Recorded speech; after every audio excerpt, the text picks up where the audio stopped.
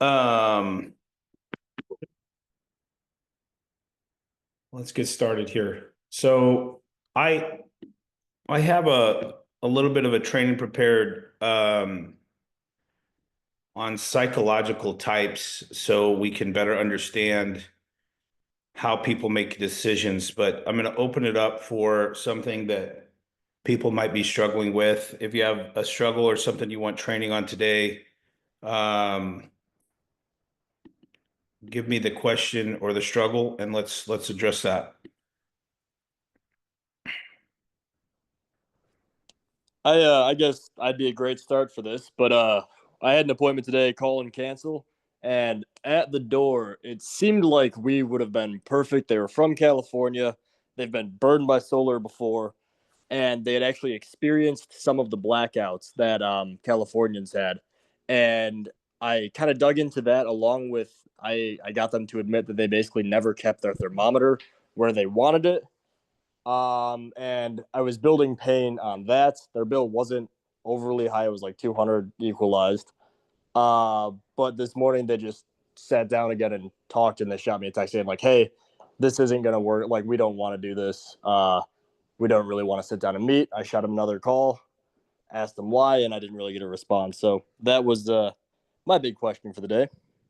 So setting solid appointments, Yeah. right? Okay. And I'll just ask you a couple questions. So in the conversation, they admitted that but they'd been burned by solar before. What had happened with them before with solar? So they've sat down with solar probably, I think they said 5 times, but I can check my notes for that exact number. And basically, what they had happen is they had people oversize huge systems for them, and they hated the loans, and they basically consistently had people sit down and not have numbers work out. And I don't recall if they had solar back home in California, but I believe they had. Let me check my notes really quick. Uh, Were you talking with both the husband and the wife? it was primarily the wife, but when I was asking because her husband wasn't present, I was like, "What does he think?" She goes, "He's on the exact same page as I have. Like, Okay. we've all been here." And I know that that might be No, no. one of the So big keys. so like you can have a great conversation with one leg and you can feel really connected and really like make sense and they're 100% on board. But one of the things you got to understand is when they talk to their spouse, and especially if they've met with solar people before, first of all, they're jaded because they've never seen something that was attractive enough to make them move forward. And they probably wasted some time. They've been sat with people. They came in there, showed them something that was probably like not looking attractive monetarily, probably not a professional. Somebody kind of blew it. And then they've also sat with numerous people. So now, like, if you're talking to one party, they might be totally open to it and receptive, but when they talk to the second party, hey, they're like, a solar guy wants to come and sell us solar. They want to sit down with us and sell us solar. What do you think? And then like, we've already sat down through 4 times. Nobody's ever been able to show us something that's attractive. And you got to understand, no matter how bought in the spouse is, they're not trained sales professionals. So they're not going to demonstrate this in the way that we want them to demonstrate. What do we want them to tell? We want them to build the value, build value with pain, with the problem, with everything that we teach you guys, selling the problem, and then come in there and then make a decision based on all of these facts. Now, here's the thing. They're not going to do that. Hey, a solar guy wants to come sell solar. It sounds like it's a new program. I set it for today at 12. Should we do it? And the husband's going to say, no. Remember last time we've already been through this time and this time and this time. I don't want to sit again. I know it's just going to be just like that's going to be. And so like you always got to fight. If the husband there at the time? No, he was at work. That's why we scheduled it for when we did, so he would be present. Yeah.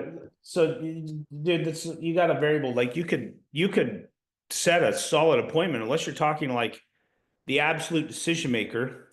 And here's the other thing: like when you set a consultation, or if you're in front of somebody, you always look for the objections. They've got to throw some stuff out there, like and you have to overcome the objections. I feel like if there's no objections or there's no like resistance there, and I'm not overcoming the objections, that it's not real value built, and then that they're just placating you and then just waiting and stuff until they can cancel, right? But the other thing, the other part of the algorithm, the other part of the equation here for everybody on here, if you're not talking to the spouse, I always train the spouse on what to tell husband. I'm like, hey, so I know we set this. I know that your spouse isn't present. So I know that sometimes what happens, there's a little bit of a miscommunication here. I just want to know what are you going to tell your spouse about our solar savings consultation? What are you going to tell him or tell her? And then I let them tell me, and then I coach them on what to say. And what I'll tell them is like, hey, I want to keep this as simple as possible. First, I want you to tell him, hey, we're not coming back if we can't save you at least 20 or 30% or whatever the number is you set out there. Usually about 30%. We're not coming back. This is a brand new program. You've never seen this before. We're going to make you guys completely energy dependent. I just want you to tell him that we're going to come back here and we're going to show you how this works. I'm not going to take a ton of time. I've done that already here on your door, but you guys are going to love this. In fact, it looks too good to be true. So what I want you to tell your spouse is that, hey, they're not coming back unless they can save us 30%. This is a brand new program. We've never seen this before. And it's also ending. So this program is ending really soon. So that's what I want you to tell your husband. I just want you, or your spouse, your wife, I just want you to keep it very simple so that when we come back, that I can just relay the simple information. By the way, I'll call you up if you don't qualify, and we're not going to come back to your house, and we're not going to waste your time. It sounds like you guys have wasted a lot of time with other people that didn't know what they were doing and didn't have programs that were attractive. This program is going to be very attractive if we're able to come back to your house. You want to break it down, and then you want to coach them on what to say rather than, hey, I set a time for a sales guy to come back and sell us solar. Like that's what's going to happen with most of these people. They're just going to say, hey, we set up a time, sales guy is going to come back. And so their shields are up and you didn't have the connection or the communication with the other leg of the spouse. So I'm not telling you guys to not set one leg appointments, but like if you can, you can always ask them. Like I always ask, hey, can we call your spouse? Can you call your spouse real fast? And I could just run it by them real fast to make sure that we're on the same page. And they'll either say yes or they'll say no. If they say no, it is what it is. But you've really got to fight to be able to talk to both parties. Most of the cancellations that we have are because it's a one-legger and because the spouse is not a trained sales professional and they're not motivated. They might be motivated at the door, but they're not going to be the decision maker. It's a two-part of the equation where they're going to have to talk to the spouse and they're going to have to make this decision together. So, Caden, it's not like you did anything wrong. You probably did everything right, and you had a connection with these people. You went into a lengthy explanation. You thought it was a good appointment, but let me tell you, if it's a one-legged appointment, like chances are, like it's an uphill battle to just be able to get there and sit with those people. It's going to be a challenge to be able to sit. So my thing that I would do, Caden, I would show up at noon and I would try and talk to the husband and I would try and reset the appointment. If it's close to you, I would talk to the husband, say, hey, listen, I know you guys opted out of the consultation. We already ran the report. We're saving you thousands of dollars. I'd just like a chance. I know that I'm not trying to push you guys. I'd like to just talk to your husband real fast and just run this by him and tell him what's going on. So you could go back over there and you could do it. The other thing is one of the other things I want to tell you guys too. So let's say you have an appointment that cancels, okay? So Caden probably felt really good about this appointment because he had set it and it was good. He had a good connection with the spouse and he had a good connection. So he's feeling really good about it and it's really disheartening. And so the idea here is like, maybe you find some hot buttons. So like you mentioned, they went through the power outages in California. What else did you say? I forgot what the power outage is. What else did you say, Caden? They had the power Huh? What? service where they want it, so they're kind of suffering. Okay. So here's the thing. Someone cancels on you, okay? But you had a good conversation, a good connection with these people. So this is what you say. Hey, listen, I thought you guys were really excited to be able to see how you could put the thermostat where you wanted rather than strategically suffer. I thought we were on board. I thought we were on the same page. This opportunity allows you to be able to put that thermostat where you want, when you want, how you want, without worrying about it. That's what I thought. I was really excited to come share that with you. I was really also really excited to come share with you how you're energy independent and how you'll never have to worry about the power going out ever again. We ran the report. It checks out. We're saving you the money, and we're also able to give you the opportunity to be able to put the thermostat where you want, and then also be able to never have to worry about a blackout ever again, because you have a battery that makes you guys energy independent. I thought we were on the same page.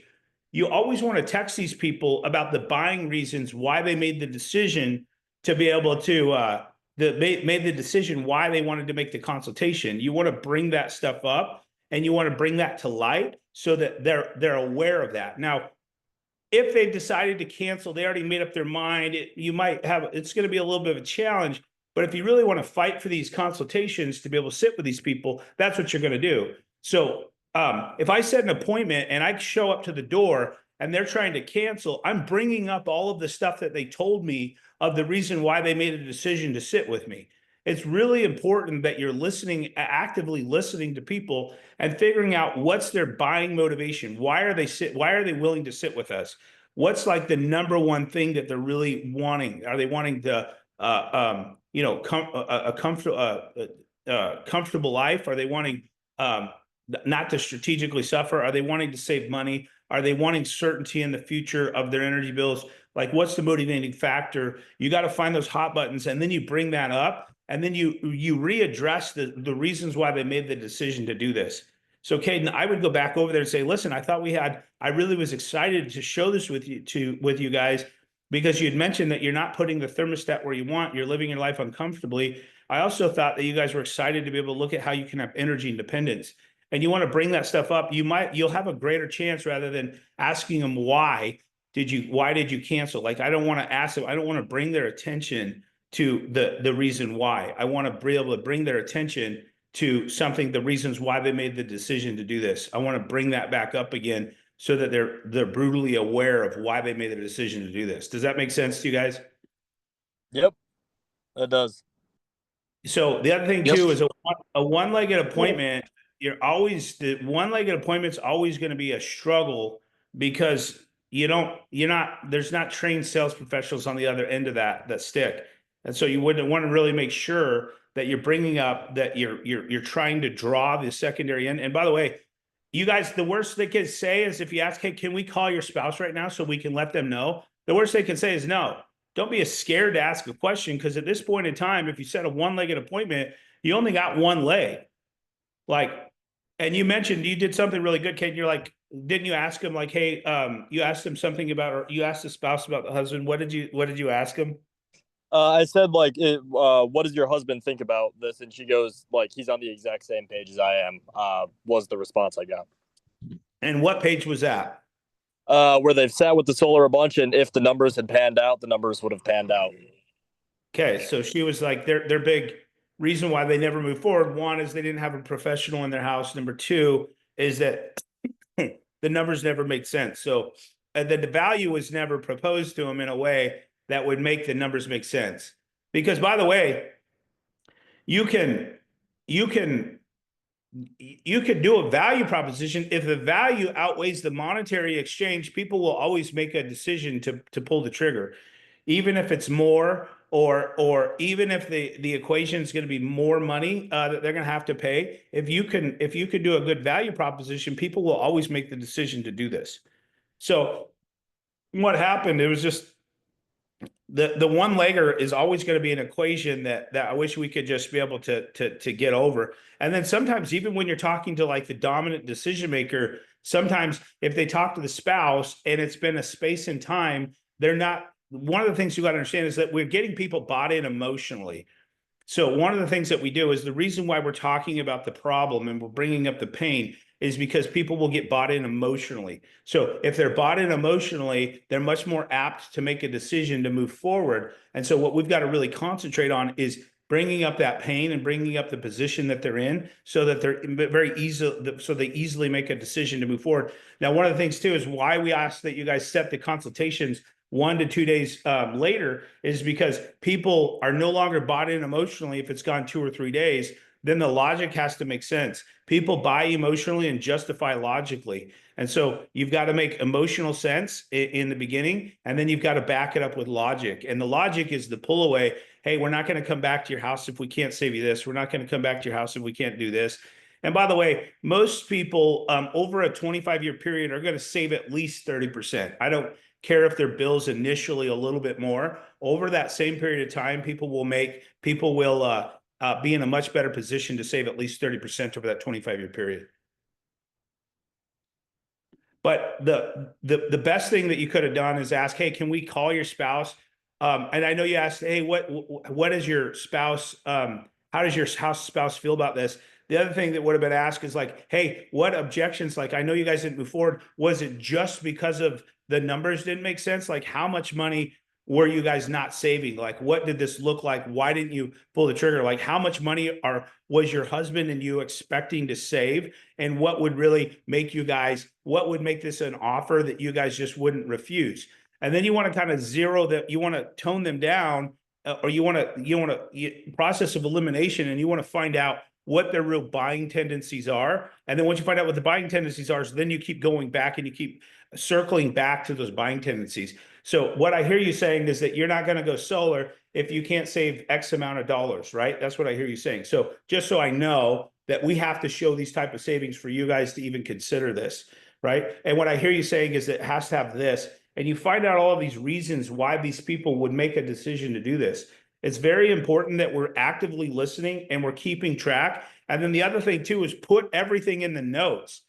I forget about shit, so I have to write stuff down and I have to put stuff in the notes so I remember why these people are making this decision. Active listening, if you're engaged with a customer and you're having a conversation with them, it's very easy for them to volunteer information to you that will help you further along the sale and help them make a decision because you're bringing the stuff up that they said back into the equation. I got it. Thank you. I'm going to do some follow-ups with them.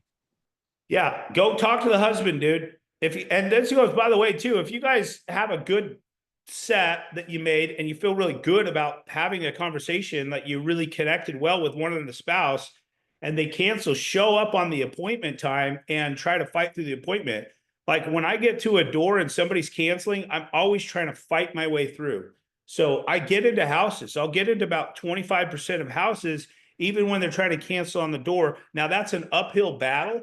That's going to be a very challenging uphill battle because the first thing has to be sold on sitting, and the second thing has to be sold on making a decision to move forward. But it's not like we just show up there and like, oh, you guys don't want it. Okay, see you later. Like we try to fact find and do some information to try and fight through those and get those appointments, especially if they're there at the house. So a lot of times these people want to avoid confrontation. The husband said no, the wife said no, and they're just not going to meet with you. They're absolutely adamant. So if you can make an in-person visit and try and make your case there and then have some resolution to that, you guys are going to feel much better about the appointments that you set. And by the way, Caden, at least they're telling you before you show up there and then turn you away too. I gotta be honest with you. The worst appointments are the ones that no show. They say they have a consultation and they don't show up. They don't sit. They're nowhere to be found. They ghost you and they don't answer the call. So at least they're letting you know. So you had a good conversation with them, good connection with them. The worst ones are the ones that you show up to and you have absolutely no chance or opportunity to sell these people because they ghost you. And so like it said that you had a good conversation with them, at least to be able to notify you and let you know what's going on, that they didn't want to show up at the appointment. So. Well, I'll keep that in mind for sure, but I appreciate it. Thank you so much. And then Zach, do you have a handout? Is that what you're saying? Yeah, I keep getting that question. I keep fumbling through different things to try to like tell them like obviously we're providing a report based off your usage and such. I just wanted to get some other feedback on different ways. So hey, you're at the door and let's just role play real fast. Hey, do you have a handout? What do you say? I'll tell them that I'll say no, I don't have a specific handout because obviously we can't guarantee that everybody's going to be able to save 15 to 20%. That's why we look through and I kind of go back into the process. I'll tell them that's why we look at your bill, that bar graph at the top. And then we run a report to make sure that we can even save you money, right? Save you 15 to 20%. then we'll come back. If we can't save you that, it's kind of pointless to continuously go over this or wasting any more time. Okay, that's a pretty good response. So, same thing with when they ask, "Do you have a card?" I'm sure you guys. Hey, do you have a card?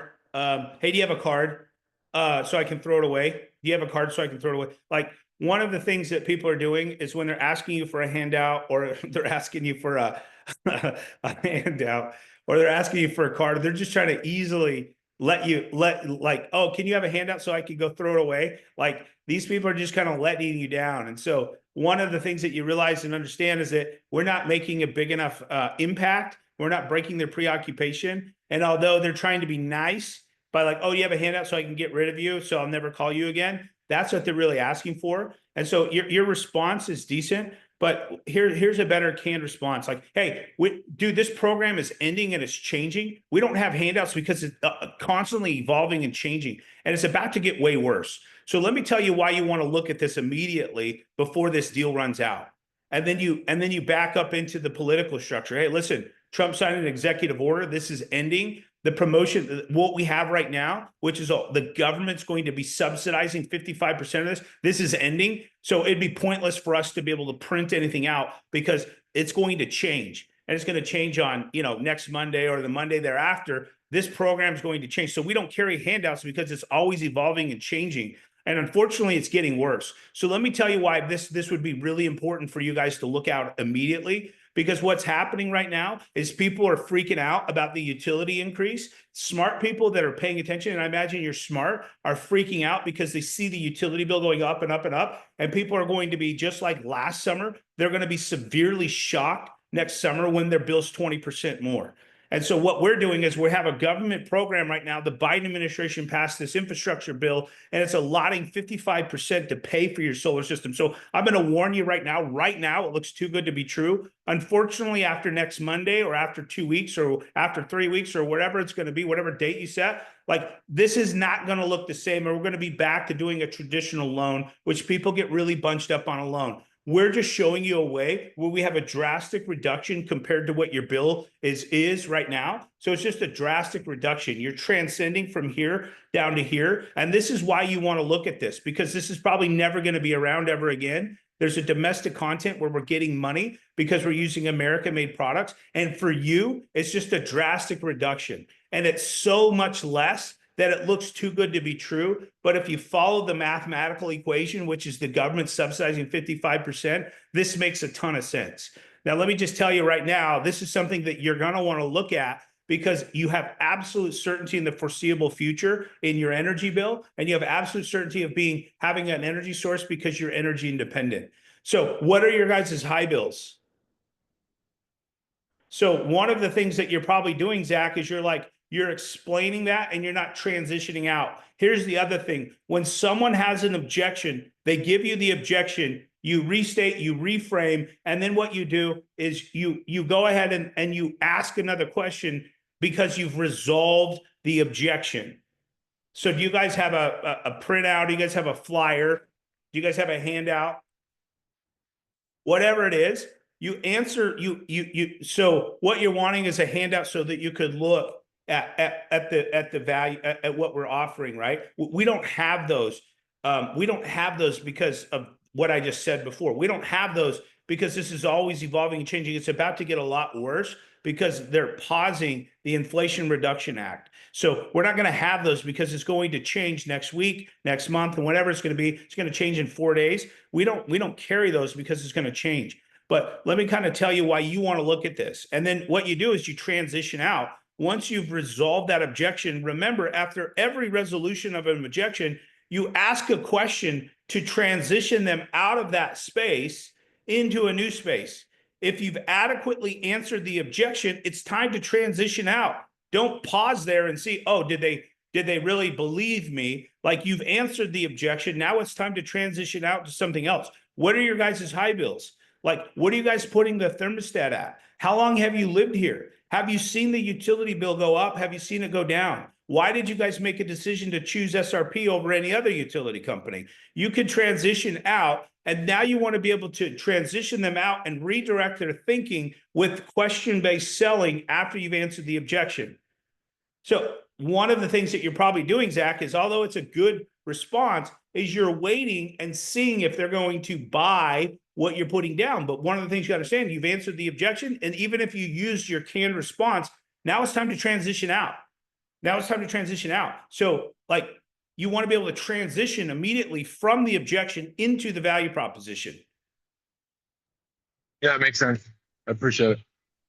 So any objection out there, like if you guys are getting an objection, restate, reframe, and then be able to transition out every single time. If they're willing to sit there and listen, if they're willing to sit there and they're having a conversation with you, it's time to move on.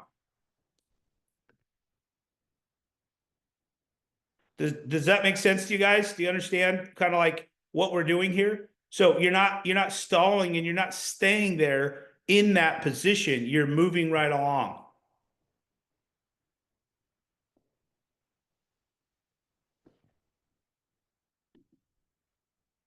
Zach, you had mentioned yesterday that there were some other objections that you're hearing that you need help on. What other objections are you hearing that you need help on? I guess I'm kind of going through. Hang on, I don't have anything right up in top right now. I guess some good. I've been going through all my notes and kind of like putting it all together. But some of the good ones of like, you just don't have time to talk, and I have a bunch of them that I kind of use. I guess I'm just trying to add more tools to the toolbox and saying, I totally understand. I'll be real quick, and then I try to get them to get curiosity. You know what I mean? Something you've never seen before, or. So what do you say? Like, hey, I don't have any time right now. What do you say? I totally understand. I'll be real quick. I got an appointment down the street soon, and then and then I'll just go into. I don't know. I guess I don't know if you know, right? And I'll ask specific questions. I guess that's where I'm trying to really get it, so it's just comes off the tongue a lot faster and quicker. But I know that sometimes based off the person, I will change what I'm obviously going to say. Okay, so let's isolate this one and say, hey, I don't have time right now. I'm watching Maury Povich show, daytime television. I don't have time. Hey, this is a canned response that will work every time, depending on how you deliver it. Remember the tonality, remember your body language. Hey, this is really important. Let me tell you what the neighbors are freaking out about. This is really important. Just give me a second. I got to take off here in a minute. So give me a second. And then you say, hey, this is really important. Let me tell you why all the neighbors are freaking out right now. That's it.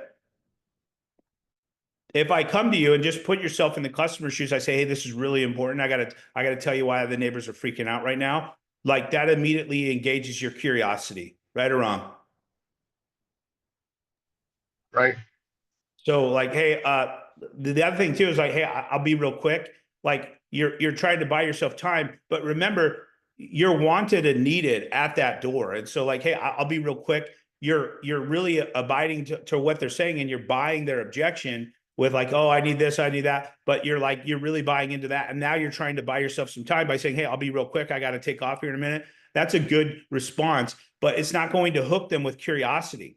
Like the curiosity, what we're always trying to do is to get some sort of engagement.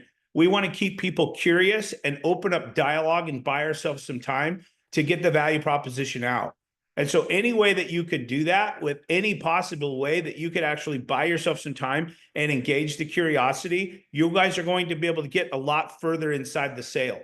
And at the end of the day, like it's not even so much by what we're saying, it's how we're saying it. So it's an evaluation about like, how am I saying these things? What kind of delivery am I doing? Am I matching my tone? Is my body language going to match my tone? Do I sound someone that's like credible and that somebody wants to listen to? So the biggest thing that I always want to focus on is first the mindset, so that you guys could show up to each and every individual house with absolute confidence, so that your tonality and your body language are going to match what you're saying.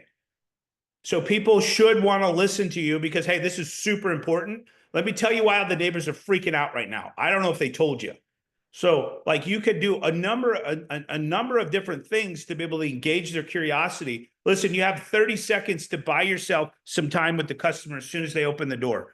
So it's very, very important that the first thing that we have when we're talking to these people is we have something that's believable of why people want to listen to us. If I come to your door, like I'm coming with absolute certainty and confidence in myself, whether I'm feeling confident or not, because I've just learned through trial and error just to be able to do this. It's just automatic. And so for you guys, it's like being automatic and then engaging their curiosity. You want to engage your curiosity. Like you want to say, hey, this is super important. I don't know if the neighbors were talking to you about what was going on. Hey, it's super important. Let me tell you why all the neighbors are freaking out. Hey, this is super important. Let me tell you what the neighbors are doing right now. So it's going to earn you the spot or the chance to get the value proposition out. And then you launch into, hey, like what's going on? You launch it, and there's numerous different avenues you could go into. Right now, I think a big factor would be going into political stuff. Right now, there's a lot of stuff happening politically. There's a whole upheaval and changes that are happening in the United States government, and this has a direct impact. And people have to have their heads buried in the sand and not see what's going on with the U.S. government and all of the other stuff that's happening. So you'll engage their curiosity, and people want to be able to pay attention to these things. So like I would immediately launch at this, hey, like the United States government or whatever it's going to be, something that will gain some traction and some engagement with the client and get them to open up some dialogue. And the thing with the dialogue is we want the customer to end up talking to us, but we want to engage their curiosity and ask them and get them engaged and stuff so that they're able to listen to us a little bit more effectively.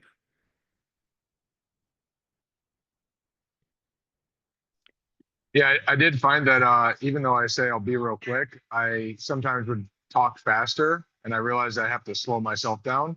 So that's something I felt was more effective when I did slow down, even though I said I'll be real quick, but I still presented it with confidence. I know that helped me. Yeah, I think that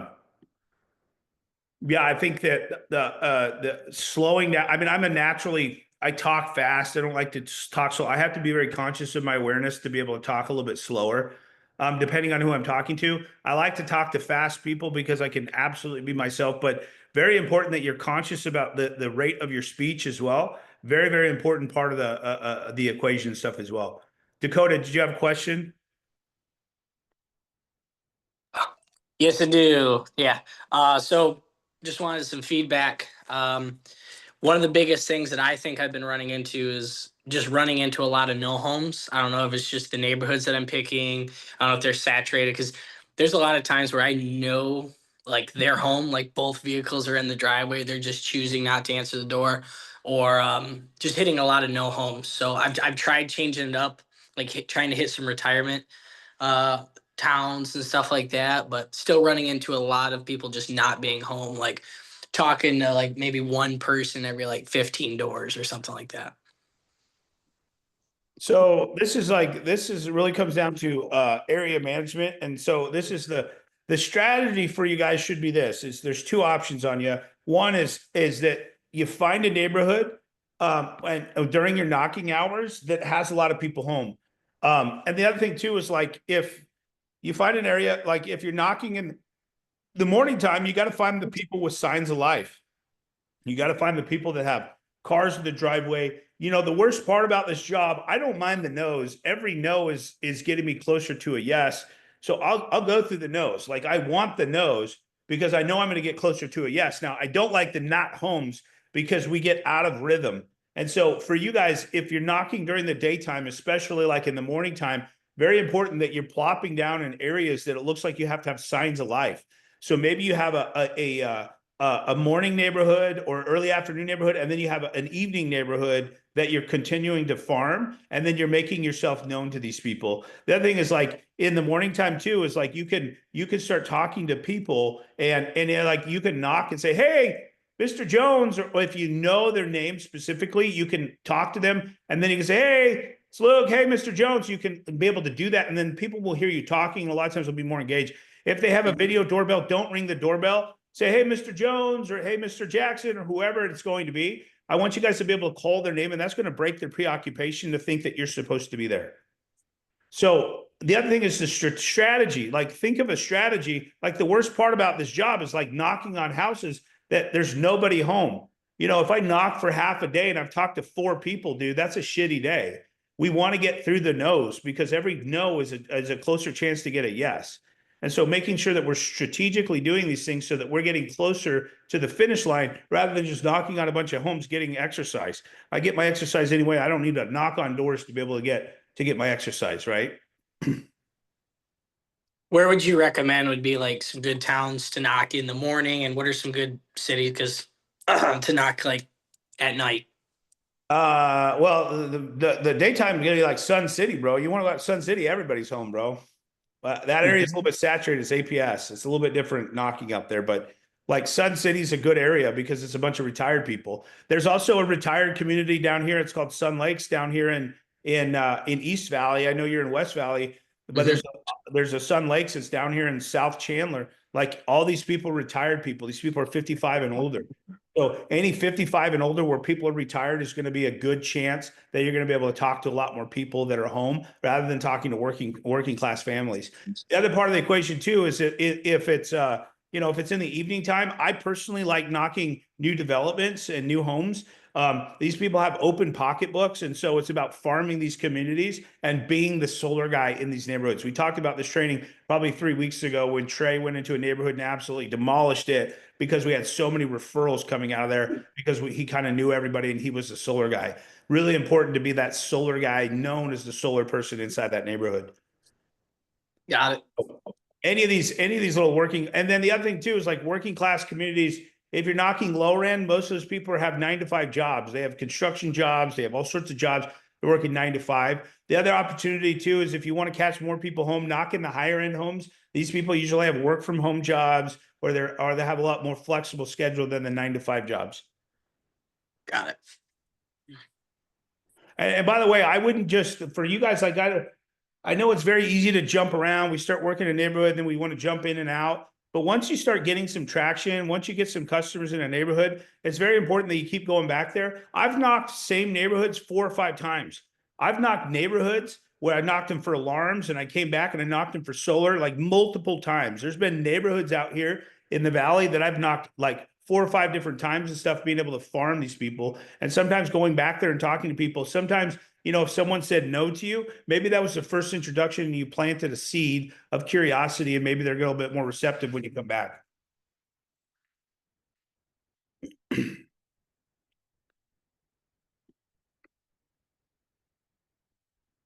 Nobody else has anything they're struggling with. You guys are all freaking pros. If we're all fucking pros, we'd have 10 appointments a day, dude. Our appointment schedule looks like shit. So what are you guys struggling with? Going through the whole shit, getting them bought in at the door, and not setting an appointment.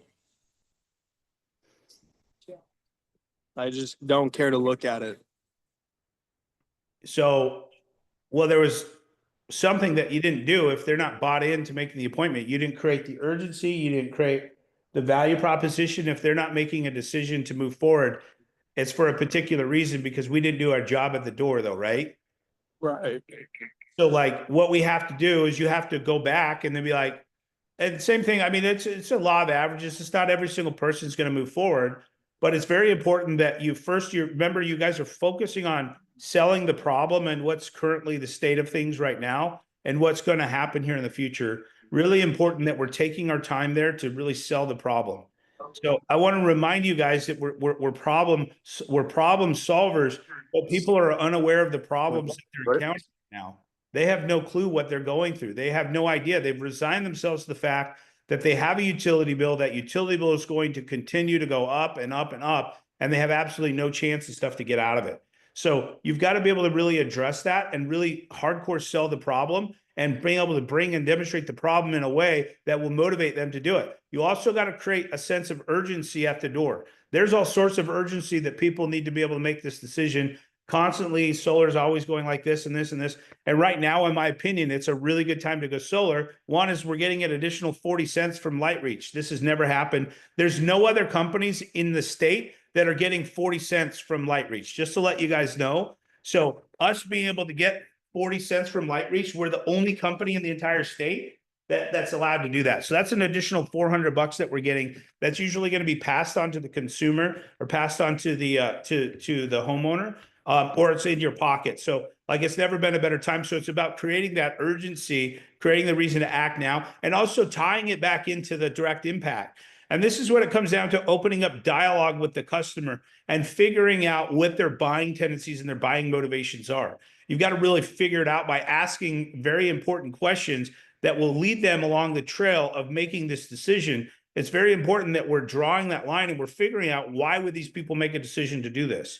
Like if you can figure out their motivating factor behind them making a decision to do this, you're going to get these people every single time if you can figure out what would be their motivation. If we just had something that we had notes on every single customer and we knew who they were, we would sell every single person, because we'd be able to find out what's their buying tendencies and how are they able to do it. So it's baffling to me that people don't make it. It's baffling that everybody doesn't do this to me. It's just fucking crazy, bro. I firmly believe that everybody should do this. And so when someone doesn't move forward or doesn't set a consultation, it's just like, I don't understand it, dude. It's just beyond me. And so it's not about me understanding. It's about me understanding why they're not moving forward and digging into their psychology. Why aren't these people making a decision to do this? There's something in there that's not making these guys make a decision. If you're having open dialogue with these customers and you're having a relationship with them at the door, it's very important that you're always pushing the sale forward. The other thing with some of you guys, like I know Jeremy's a relationship builder. It's very important when you're building out these relationships that you remember what your focus is. The focus isn't making a buddy. The focus is having a rapport with somebody so that we can get them across the finish line to making a decision to go solar and help themselves and help us and help the community. So it's very important that we're always pushing this forward. Luke, I have one. Let's say when you knock the bigger houses, I'm talking about like $2-3 million houses. Let's say when you got there to the neighborhood and instead of, I mean, you can introduce yourself that we got allocated to the area, but how would you transition to the appointment instead of coming back? And So you're knocking on a them house. So here's the thing with wealthy people. It's a different sale, right? So what you're talking about with a wealthy person is wealthy people don't do this to save 50 or $100 a month. They don't care. They don't care about spending $600-700 on a utility bill. So what you got to talk about is something that they understand, which is the concept of money. You talk about a leak in their finances. You guys have a huge leak in your finances right now, where thousands of dollars are just leaking out of your finances. I'm sure you're a smart person. You have a really beautiful home. You're smart enough to understand that you don't want to continue to throw your money away into a dumpster fire. Your finances have a leak, and this leak is called the utility bill. So let me tell you what the neighbors out here are really looking forward to. They're looking forward to shoring up that leak and stopping that leak in the finances so they can put themselves into a better position and also calculate some of that money that they get in return and put that money towards something else. Like I know a lot of you guys aren't really concerned about paying $1,000 electric bill. You don't have the same pain points as somebody that lives in a very small house that hasn't done as well as you guys. But I know one thing for certain, that most of your neighbors and yourself included probably do not like having a leak in their finances. If you can plug that leak, a lot of times people are able to do that. And so what we're going to show you is a way that we plug the leak in your finances and you have absolute certainty in the foreseeable future. But not only that, but you have absolute energy independence, which I know a lot of your neighbors out here love the idea of being independent of the grid and not being reliant on anybody else but themselves and their own personal power plant. This is why the neighbors have made a decision to do this. Now, here's the other thing is birds of a feather. So they want to be like their neighbors. If you're in a very nice neighborhood with wealthy homes, people will have a tendency to still follow suit, follow what the norms are. And you want to be talking about and leveraging some of the neighbors in the neighborhood and why they've made the decision to do this. And don't focus solely on the money and the problem with the utility company. You can certainly focus on the energy shortages and how the supply and demand. People are going to understand this very well. Like just the supply is being shortened and the demand is going up. And so the price just skyrockets, but there's also going to come a time there's not enough supply and we're going to start having rolling brownouts and blackouts. But on these types of people, it's a different psychological trick on to be able to get these people to make a decision. You're not talking about the pain of them paying a utility bill, because chances are if you're wealthy, like you don't care about your utility bill. This isn't a factor in your life. This is not something that's ever going to come up. It's just part of living in a bigger home is you're going to have bigger bills, but you do want to talk to stuff. You want to speak their language, which is a leak in their finances, which is being fiscally responsible. You know, you want to start talking about some of these things and laying the framework for that. So when you come to these people's houses, hey, my name is Dimitri. I've been working with a couple of neighbors out here. We've been showing them a way that we made them energy independent. And they're kind of concerned about the future of energy because they closed the biggest coal plant in the nation and they're building the biggest data center in the country out here in East Mesa. So let me tell you what their biggest concern is because they've looked at all the data like in California and they see the rolling brownouts and blackouts. And the fact is a lot of times, most of the neighbors, including the neighbor down the street, they want to live their life comfortably and they want to have absolute certainty in having a reliable energy source. We know this is happening. This data center is going to be online in about 18 months. And we see the supply going down and the demand going up. And there's going to be rolling blackouts. So let me tell you why these people made a decision to look at this. They wanted absolute certainty in having an energy source. So for the first time ever, we're able to deliver that with the Tesla Powerwall 3. When we come back, we can show you how this program works. And not only does it give you absolute certainty in the foreseeable future, but we also, we put a hole in the leak in your finances. The leak in your finances is talking about this utility bill that's ever increasing and it's always money going out. And so we show you a way where we give you certainty and put some money back in your pocket so you can spend that on other things that will build wealth rather than throwing your wealth away. This is why the neighbors have really appreciated looking at this because for the first time ever, they have absolute certainty and they're also being able to reduce this leak in their finances. You want to speak their language. And one of the trainings that I had today was just the psychological, there's Carl Jung, which was like the godfather of psychology. And he had four, like there's personality types, goes back into our personality types, but a little bit more extrapolating, a little bit more into subcategorizing people. But the one thing that you got to understand is depending on who you're talking to, you want to speak their language. If they're wealthy people, they're not concerned about the utility bill going up. This is not going to create a lot of pain for them because they have a surplus of cash, a surplus of reserves, where it's not going to affect them as much, which is typically why I like to focus on the middle class or the lower middle class, because these people will appreciate saving a lot of money a lot more than the other people will.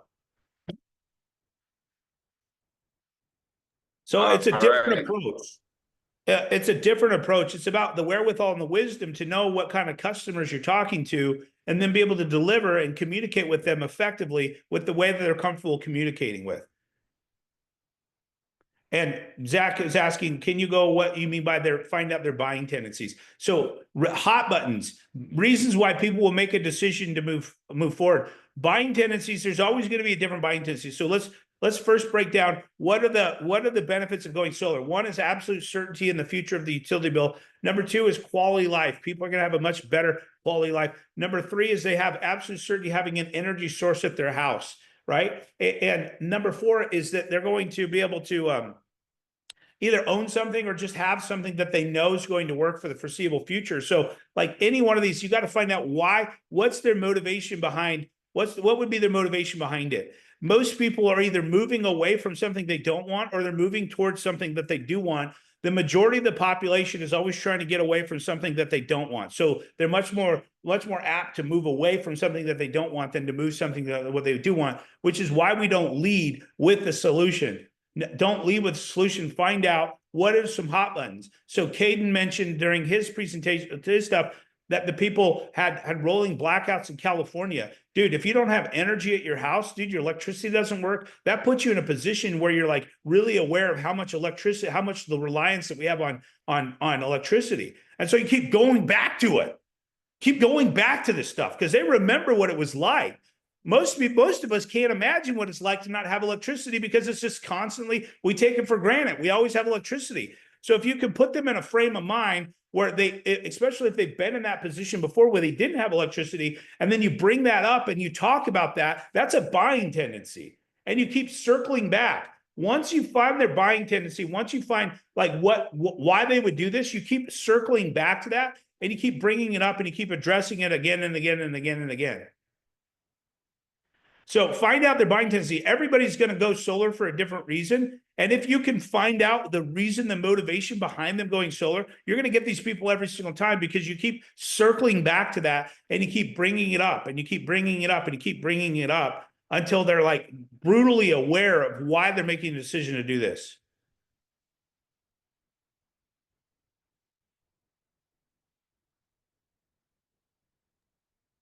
Oh, hey, Luke, I have a question.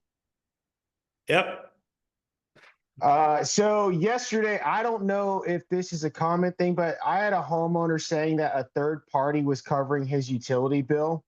Is there some sort of program out there that helps homeowners out with that, or is that just maybe he's got like his cousin or his uncle or somebody paying the electricity for him?